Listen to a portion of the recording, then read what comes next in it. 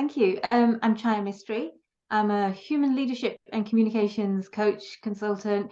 I am based out in the Netherlands, but pretty British. You can hear my accent. I'm a psychology graduate, but retrained into public relations, and that was like 22 years ago.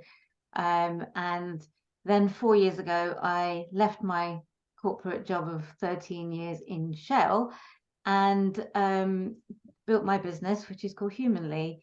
And then I work with associates and we deliver training, coaching, help with soft skills, really, and helping leaders, teams, communities to do things a little bit more human way. So, yeah.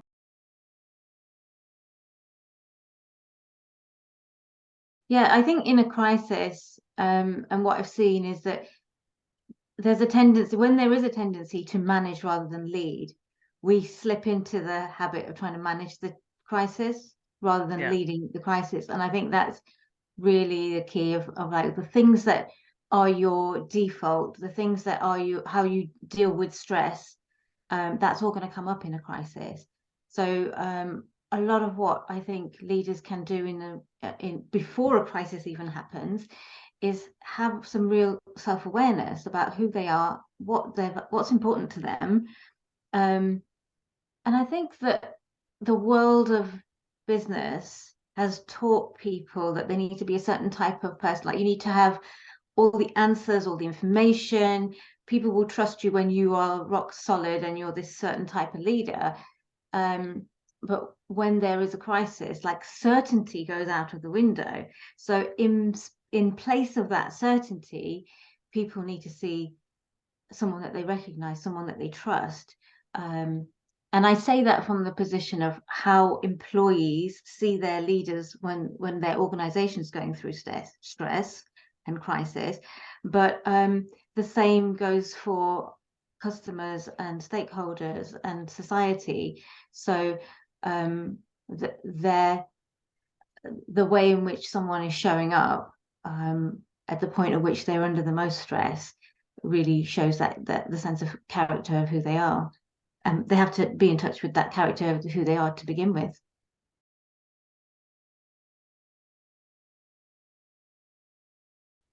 When you see managing, it's really looking at delivery, performance. It's a practical and very analytical kind of response. It's responding. Yeah. Leadership is taking that little step backwards and reflecting. Something that I often come across is a bit of a misunderstanding about what the difference between leadership and management is. Leadership is able to really grapple emotion and be able to grapple the complexity of humans. And you often get, and I've worked with many of these engineers, scientists, people who are deep technical experts in their field, and they very well know how to manage situations, how to manage a challenge. Now, when you need to lead, it becomes much more about the people, complexity, systems, relationships. And I think that's where the softer skills, which are really hard skills, and what I call human skills, they're going to come out in the way someone needs to lead. And there is this piece that's important where you need to lead yourself first. So when we're busy in managing mode, we've actually taken our eyes off the element of us that are that's in that situation. We bring an energy, we bring the tone, that walking the talk piece that I often talk about. There's an aura that the leader is giving off about what's right, what's wrong to do, what's psychologically safe here. Is it okay to admit when I don't know? We saw a lot of leaders during COVID who just said, look, I don't know what this means. Here's what's happening. Transparency in those situations created more trust rather than breaking it. And those leaders who really didn't say anything because they didn't know what to say, so struggled. And I think that's something that you know very well, that during crisis, communicating before you have certainty, communicating all the time, and that takes some real humility and some the ability to manage their emotions, because yeah, emotions are certainly there during a crisis.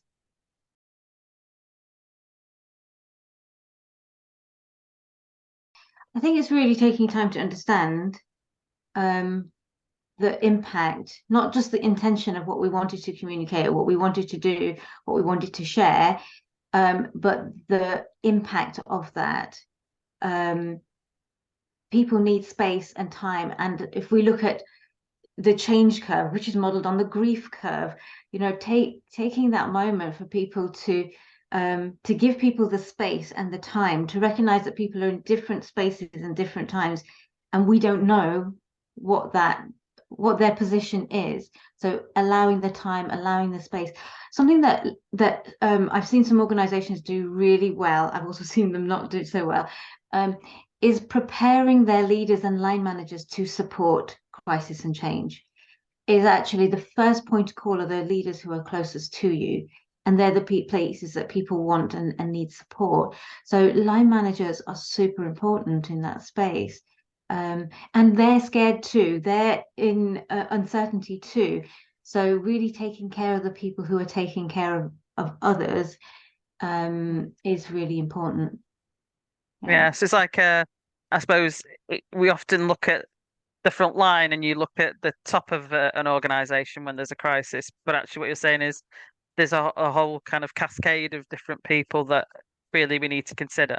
Yeah, I think so. And we sometimes forget that communicating is a two-way process. And we're very good, and as communicators, we've learnt how to craft a message, how to make that incredible slide deck, write speaker notes. But actually, what we can be doing, and we can certainly in these times of stress, be there as a coach, really listen, create space for listening. So it's what we do ourselves as functional leaders, as is communication, as a person on the hook for the communications. There's things that we do when we sit down with our leaders where we're there as a coach to them, where we're there to help to move to a strategic place of thinking and not reactive. Like we get into the conversation about, right, let's get a video out, let's get an article out, but actually are we stopping and saying, okay, how are we doing? Like, what are we really worried about, what's really important here, and allowing the thinking space. Because as you well know, when you're in crisis mode, it's bam bam bam, like there's very little thinking space. But when we do communications with intention, with this humility, that requires a bit of thinking space. So we really do have that role to do that, create that space. And then, of course, in what we do and how we communicate is allowing our audiences to have that thinking space too, and a space to be heard, and listening to hear, well, where are they in that grief curve? You're not going to know unless you actually listen and understand, oh, wow, okay, these people are really angry. Let's see that emotion. Let's try and help with that feeling and acknowledge it, so that we can support them.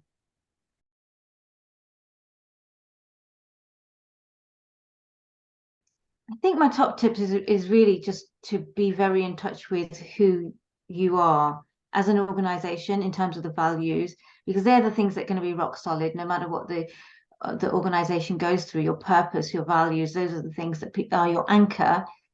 And yourselves, what are the things that happen to you in a stressful situation as leaders, as communications folk supporting leaders, is really helping to see and develop that awareness about who we are as people. Because when we're reacting in those stressful situations, we are going to default to those, and then being able to kind of pull ourselves back. I think, like, we don't know what the next crisis is, but we do know ourselves. What we can do is spend time to work on ourselves, getting really clear, creating space for like just stopping and thinking, um and then being able to use that space to really connect with people.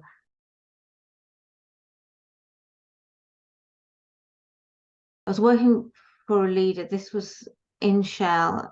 So they have huge projects. I used to work for the projects organization, so they're the ones building, whatever the plant is, whatever the pipelines are. So huge projects, And the leader who I was supporting was a really heartfelt leader.